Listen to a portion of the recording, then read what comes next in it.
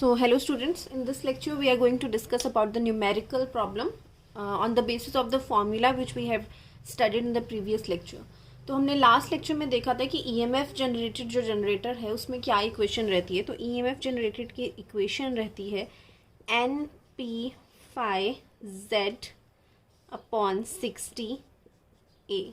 तो ये इक्वेशन तो आपको याद करनी पड़ेगी कैसे भी करके, बहुत ज़्यादा इंपॉर्टेंट इक्वेशन है ये. इसमें एन जो था वो जो था आपका रोटर की स्पीड थी, जिस स्पीड से हम रोटेट करवा रहे थे आरपीएम में पर मिनट्स में, और पी नंबर ऑफ पोल्स थे, 5 फ्लक्स है पर pole, and Z total number of conductors थे,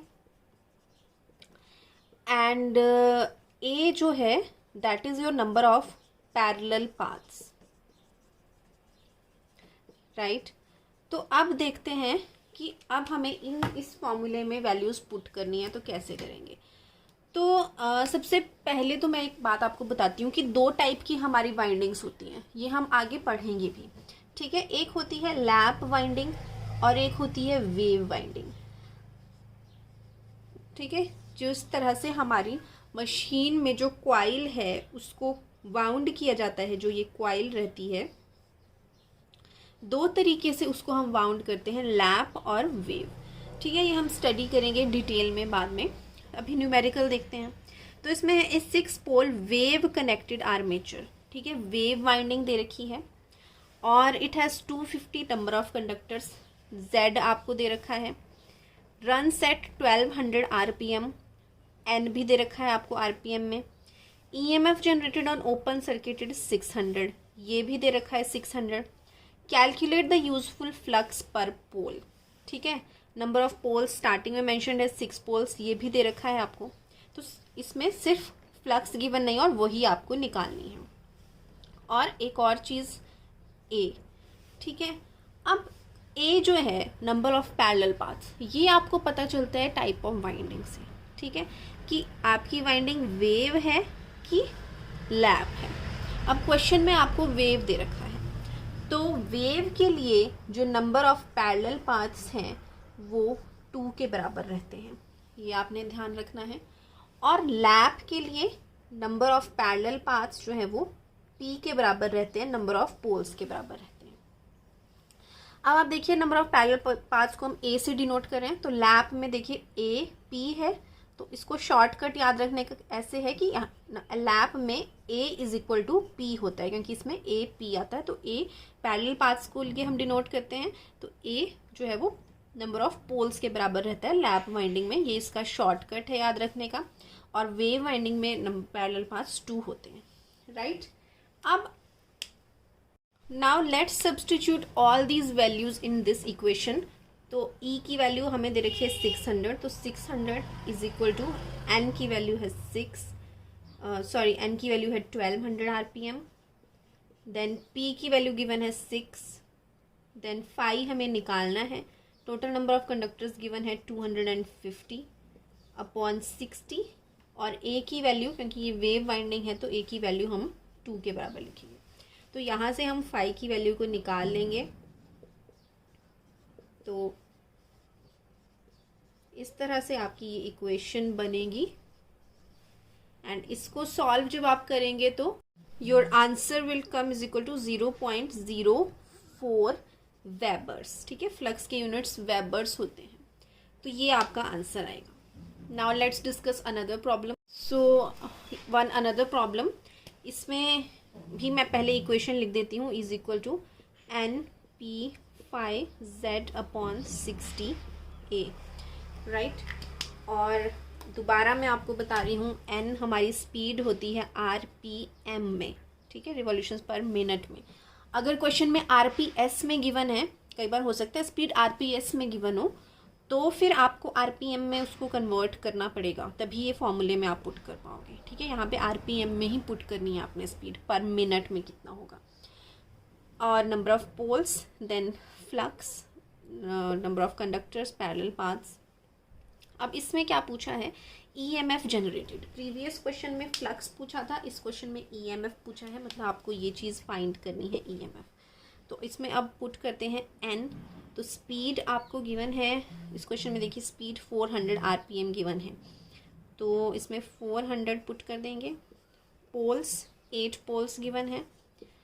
5 फ्लक्स, देखिए फ्लक्स ऑफ 40 × 10⁻³ तो फ्लक्स की वैल्यूज़ में हमने पुट कर दी। And now we have Z, तो Z total number of conductors question में गिवन है, it is 960 total number of conductors. Now 60/A, ठीक है, A मैंने बताया पता चलेगा कौन सी वाइंडिंग है।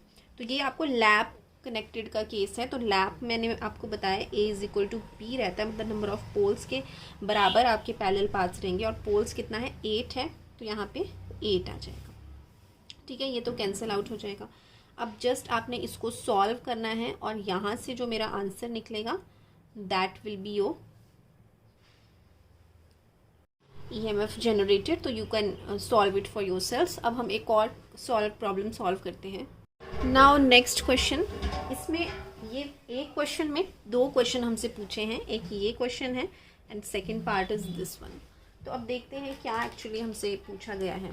तो आप फर्स्ट पार्ट पढ़ेंगे तो वेव कनेक्टेड है और 2 पोल्स हैं और 200 वोल्ट जनरेटर है, ठीक है। तो मैं फॉर्मूला लिख देती हूँ, E = N/P∅Z/A, राइट। तो अब इसमें आपसे क्या पूछा है, फर्स्ट क्वेश्चन में यूजफुल फ्लक्स निकालना है पर pole, means this thing you have to find out. तो E जो है, अब देखते हैं क्या हमें बाकी चीज़ें गिवन है, तो देखते हैं इसमें E दोबारा से मैं लिखती हूँ, E = N की जगह हमें स्पीड है 300 RPM गिवन है, ठीक है, 300। P number of poles 2 poles. 5 we have to find out, I am writing as it is. Z total number of conductors, it has been given that it has 400 conductors. And last is 60 भी आएगा इधर, 60 × A parallel paths. तो wave है, wave में हमने बताया parallel paths 2 हैं, तो 2 पुट कर देंगे, ठीक है। 5 हमें निकालना है। और E, अब ये भी ध्यान दीजिए आप, 2 पोल 200 वोल्ट्स जनरेटर, ठीक है, मतलब वोल्टेज जितनी जनरेट हो रही है वो जनरेटर 200 वोल्ट का जनरेटर है, मतलब जो जनरेटेड वोल्टेज है वो भी आपको गिवन है 200, राइट। तो everything has been given, you have to just find out the flux. तो यहाँ से आप कैलकुलेट करेंगे तो फ्लक्स की वैल्यू आपकी 0.1 वेबर साइकिल, राइट। तो first part is over. Now second part.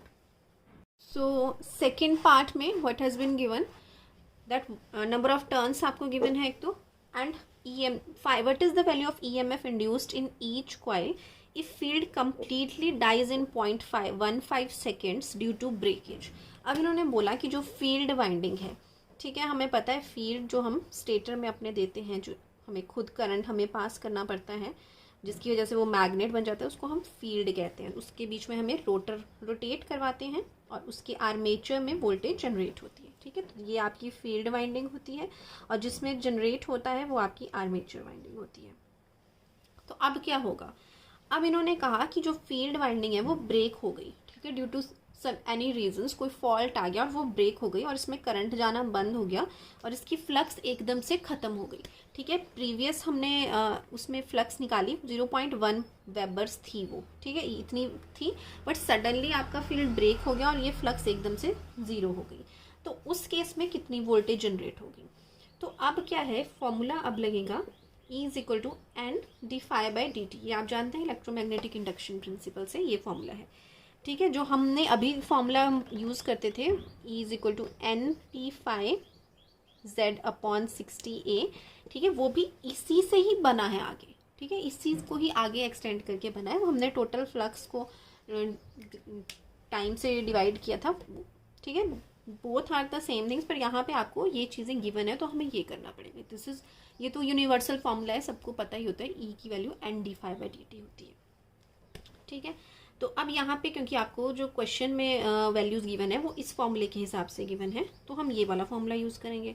तो N, यहाँ पे अब जो N है that is your number of turns होता है, ठीक है। इस फॉर्मूले में जो हम N है वो स्पीड हम लेते हैं RPM में, हमने डिराइव किया, पर E = N/dt फॉर्मूले में जो N है वो नंबर ऑफ टर्न्स होते हैं, ये आपको ध्यान रखना है, यहाँ पे स्पीड मत पुट कर देना। तो it is the number of turns. तो इसमें आपको गिवन है कि नंबर ऑफ टर्न्स कॉइल में 1200 है, तो n की जगह 1200 आ गया। And d∅/dt rate of change of flux. अब एकदम से आपका जो फ्लक्स है वो चेंज हो गया, पहले 0.1 था, अब वो ब्रेक हो गया तो 0.1 से 0 आ गया, ठीक है, तो चेंज हो गया वो। तो उस चेंज की वजह से कितनी वोल्टेज इंड्यूस हो रही है वो आपको निकालना है। तो d∅ चेंज कितना हुआ, 0.1 से 0 आ गया, कितना चेंज हो गया, 0.1 चेंज हुआ, ठीक है। अगर मान लो 0.1 से फ्लक्स आपका होता क्वेश्चन में गिवन कि रिवर्स हो जाता, मान लो फ्लक्स रिवर्स हो गया, -0.1 हो गया, ठीक है। ये वाला क्वेश्चन कई बार जेई के एग्जाम में पूछा जाता है कि फ्लक्स रिवर्सेस, तो फ्लक्स रिवर्स हो गया कि मतलब पहले जितनी वैल्यू थी उसका माइनस में उतना हो गया। पहले अगर 5 था तो -5 हो गया, तो पहले 0.1 था तो -0.1 हो गया, अगर रिवर्स पूछा जाए, ठीक है। तो उसमें चेंज कितना होगा, 0.1 और -0.1 के बीच में कितना डिफरेंस है, तो आप निकाल लीजिए, 0.1 माइनस ऑफ -0.1 तो कितना हो जाएगा, 0.2। तो उस केस में जो d∅ है चेंज इन फ्लक्स वो आप 0.2 पुट करोगे, ठीक है। अगर सपोज क्वेश्चन में आपको गिवन है कि फ्लक्स जो है वो 5 है, ठीक है, 5 वेबर्स है, और फ्लक्स रिवर्स हो गया मतलब -5 वेबर्स हो गया, और टाइम आपको गिवन है 2 सेकेंड्स, तो आपको EMF निकालना है। तो E कितना है इसमें, n d∅/dt होता है, तो चेंज इन फ्लक्स कितना हो गया, 5 से -5 हो गया, तो कितना हुआ 5, इनमें डिफरेंस कितना हुआ 5 माइनस ऑफ -5, 10 का डिफरेंस हो गया, और टाइम 2, और n आपको जो भी गिवन होगा तो इससे निकलेगा। पर अभी क्वेश्चन में आपको गिवन है कि ब्रेकेज हुई है, तो मतलब 0.1 से वो 0 पे आया है, तो चेंज कितना हुआ 0.1 हुआ, और टाइम भी आपको गिवन है 0.15 सेकेंड्स, तो यहाँ पे 0.15 आप पुट करोगे, और ये जो है यहाँ पे इसकी वैल्यू आएगी 800 वोल्ट्स। तो ये अगेन ये वाला फॉर्मूला वेरी वेरी इंपॉर्टेंट है। इसमें रिवर्स वाला जो मैंने आपको केस बताया ये भी कई बार कॉम्पिटिटिव एग्जाम से पूछा जाता है। तो ये था आपका इस फॉर्मूले को कैसे हमने इम्प्लीमेंट करना है, और वेव और लैप का आपको ध्यान रखना है। तो ये थे 3 न्यूमेरिकल। Thank you.